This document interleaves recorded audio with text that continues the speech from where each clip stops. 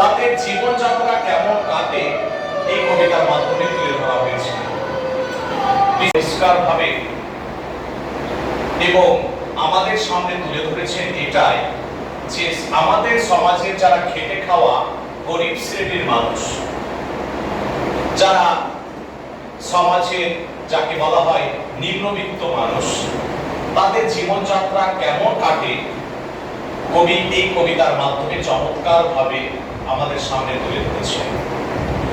এখানে দেখানো হচ্ছে এটাই, আমরা অল্পে খুশি।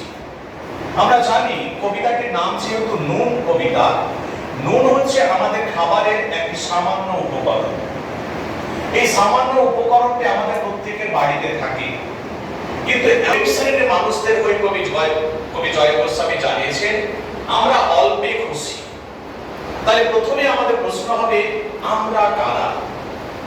আমরা বলতে বোঝানো হয়েছে সমাজের যারা খেটে খাওয়া গরিব শ্রেণীর মানুষ, তাদের হয়ে কবি কবিতাটি লিখেছেন।